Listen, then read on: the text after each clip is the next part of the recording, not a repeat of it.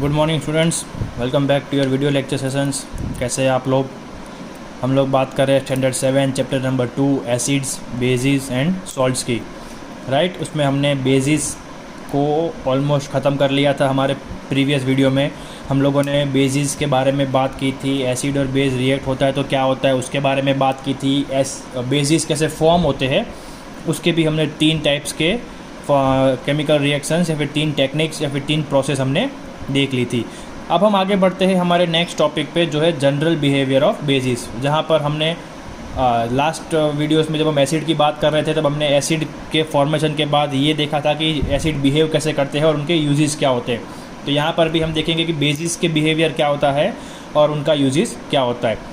तो वहाँ पर एसिड में क्या था, दे टेस्ट सोर। यहाँ पर क्या होगा, दे टेस्ट बिटर। एसिड जो होते हैं वो खट्टे होते हैं, बेसिस जो होते हैं वो कड़वे होते हैं। राइट, बिटर मतलब क्या होता है, कड़वा।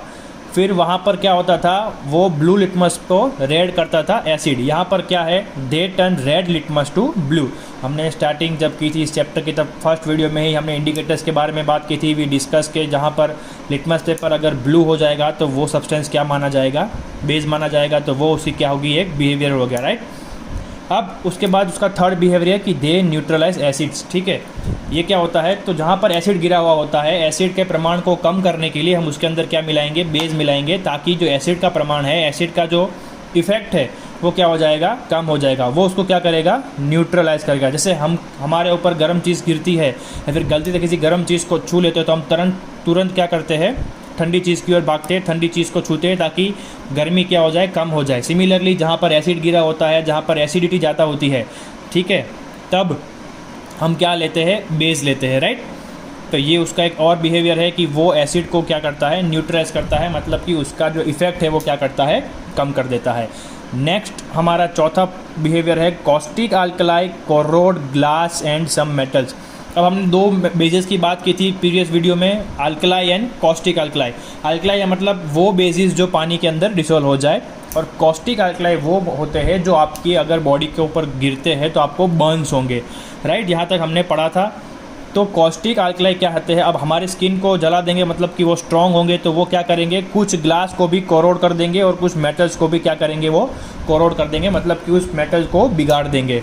राइट, क्योंकि उसकी प्रॉपर्टी हमने देखा था कि कॉस्टिक अल्कलाई जहाँ पर भी गिरता है वो बर्न होता है, तो वो ग्लास को भी कोरोड कर देगा और मेटल्स, सम मेटल्स को भी क्या करेगा, वो कुछ मेटल्स जो कमज़ोर होते हैं उन्हें क्या कर देगा, वो कोरोड कर देगा। राइट, अब जैसे आपने बेस एसिड्स के यूजेस पीडीएफ में जो चैप्टर में आपको मैंने भेजी है उसमें पेज पे आप देख लिए थे, आपको बेसिस के भी यूजेस उसी में से देखने हैं। वहाँ पर सिर्फ एक पॉइंट ऐसा है जहाँ पर आपको थोड़ी डाउट हो सकती है, जो मैंने यहाँ पर ले लिया है कि बेस जो होते हैं वो रिफ्रैक्टरी ब्रिक्स को बनाने में काम आते हैं। अब ये रिफ्रैक्टरी ब्रिक्स क्या होता है, चलिए उसको हम स्प्लिट कर देते हैं 2 अलग अलग वर्ड में। तो भाई पहले रिफ्रैक्टरी अलग और ब्रिक्स अलग। तो ब्रिक का मतलब आपको पता है दैट इट मीन्स ईंट, जो हम कंस्ट्रक्शन में यूज़ करते हैं। राइट, सिंपल बात है। तो अब हमें थोड़ा आइडिया आ गया कि बेसिस जो है वो ईंट बनाने में काम आता है। अब बात करते हैं रिफ्रैक्टरी ब्रिक्स क्या होते हैं। तो रिफ्रैक्टरी ब्रिक्स मतलब कि जो हाई टेम्परेचर को भी सहन कर पाए। हमारी जो ईंटें होती है घर की, तो बाहर का टेम्परेचर कितना होता है गर्मी में, अभी समर चल रहा है। राइट, तो सबसे मैक्सिमम टेम्परेचर कितना जाता है, 43, 44। ठीक है, उससे ऊपर जाता नहीं है। चलो मान लो 50 तक जाता है तो भी हमारे घर की ईंटें जो है वो उसको विथस्टैंड कर सकती है। राइट, हाँ वो गर्म हो जाएगी, जब आप हाथ लगाएंगे तो पूरी की पूरी गर्म हो जाएगी, लेकिन वो ख़राब होगी नहीं। पर हम बात कर रहे हैं हाई टेम्परेचर्स की, 150, 200, 300, 400 डिग्री सेल्सियस, जो फैक्ट्रियों में होती है, भट्टियों में। राइट, जहाँ पर चीज़ें पिघलाई जाती है, आयंस को पिघलाया जाता है, वहाँ पर रिफ्रैक्टरी ब्रिक्स यूज़ करनी पड़ती है, क्योंकि ये जो सिंपल ब्रिक्स होती है वो काम आएगी नहीं, क्योंकि ये उतना टेम्परेचर नहीं सहन कर पाती। तो ऐसी जगह पर जहाँ पर ज़्यादा टेम्परेचर होता है, हाई टेम्परेचर होता है, हाई मतलब कि मैं 150, 200 की बात कर रहा हूँ, 40, 50 की नहीं। तो वहाँ पर अगर हमें कुछ बनाना है तो हम कौन सी ब्रिक्स यूज़ करेंगे, we would use refractory bricks. Right, बाकी के 5 जो यूजेस है बुक में आपको दिए हुए हैं पेज नंबर 14 और 15 पे, वो आप पढ़ के समझ लेंगे, बहुत ईजी है। ये यहाँ पर यूज़ कुछ फर्टिलाइजर में यूज़ होते हैं, कुछ खाने की चीज़ में यूज़ होते हैं। राइट, तो वो आपको आसानी समझ में आ जाएगा। ये एक ही ऐसा यूज़ था जहाँ पर ऐसा वर्ड था रिफ्रैक्टरी ब्रिक्स, तो मैंने यहाँ पर इंक्लूड कर लिया है। अब हम आगे बढ़ते हैं हमारे चैप्टर के लास्ट टॉपिक पे, जो हमारे चैप्टर का लास्ट टॉपिक है सॉल्ट। एसिड्स हमने देख लिया, हमने बेसिस भी देख लिया, अब हम बात करेंगे सॉल्ट्स की। तो सॉल्ट को भी हमने थोड़ा बहुत डिस्कस कर लिया था बेसिस में, राइट, कि वो क्या होते हैं, एसिड और बेस के रिएक्शन में बनते हैं। जो हम डिटेल में देखते हैं कि सॉल्ट्स क्या होते हैं।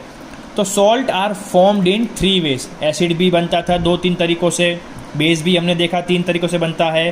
तो सॉल्ट जो है वो भी अलग अलग 3 टाइप की प्रोसेस से बनता है। पहली प्रोसेस क्या है, by direct combination of elements, मतलब किसी भी एलिमेंट को आप दोनों को कंबाइन कर दो तो आपका सॉल्ट बन जाएगा।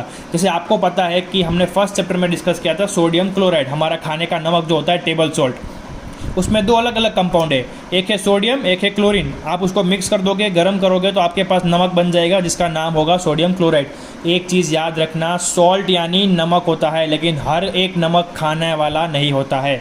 तो जहाँ पर भी आपको दिखे कि इसके पीछे Cl लगा है या फिर SO4 लगा है, आप खा लोगे, नहीं, हर एक नमक जो होता है वो खाने के लिए नहीं होता है। सॉल्ट एक जनरल कैटेगरी का नाम है, राइट, जो हम अपनी ज़िंदगी में यूज़ करते हैं नमक के लिए। बट असल में सॉल्ट जो होते हैं वो एक कैटेगरी है कंपाउंड्स की, जो काफ़ी पॉइजनस और टॉक्सिक हो सकते हैं। हम क्या पढ़ रहे हैं कि भाई सॉल्ट्स बनते कैसे हैं। तो हमने पहला देखा कि किसी भी 2 मेटल्स को आप मिक्स कर दो तो क्या बनेगा, क्लोराइड। अब देखो, सॉल्ट बनने के लिए कुछ कंपाउंड ही यूज़ होते हैं, जो हम आगे बढ़ेंगे तो पढ़ेंगे।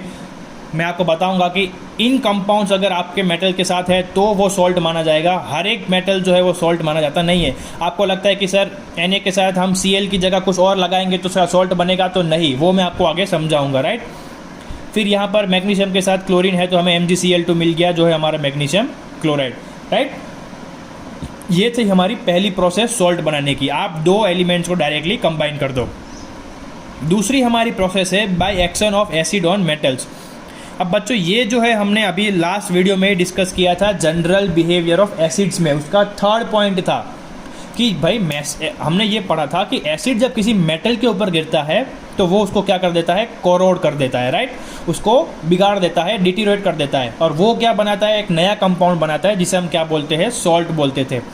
अगर याद नहीं है तो प्रीवियस वीडियो लेक्चर आप जाके देख सकते हैं। जनरल बिहेवियर ऑफ एसिड्स का 3rd पॉइंट था कि भाई जब एसिड किसी मेटल पे गिरता है तो वो सॉल्ट बनाता है। उसका 4th पॉइंट क्या था, वो कार्बोनेट्स और बाइकार्बोनेट्स पे गिरता है तो भी क्या करता है, कार्बन डाइऑक्साइड बनाता है विथ एफरवेसेंस। ये हमने लास्ट बार बात की थी। तो ये वही है, जब एसिड किसी मेटल के ऊपर गिरेगा तो क्या बनेगा, सॉल्ट बनेगा। देखते हैं कैसे। तो मैग्नीशियम, ये हमारे पास कंपाउंड है, उसके ऊपर हमने एसिड डाला HCl, तो क्या बनेगा, MgCl2। ऊपर देखो हमने क्या किया था, मैग्नीशियम के साथ डायरेक्ट क्लोरीन को मिक्स किया था, हमें MgCl2 मिला था। यहाँ पर मैग्नीशियम मेटल के ऊपर हमने एसिड डाला है तो क्या हो गया, MgCl2, राइट। मतलब कि हमें इस प्रोसेस में भी क्या मिल रहा है, हमारा जो सॉल्ट है वो हमें मिल रहा है।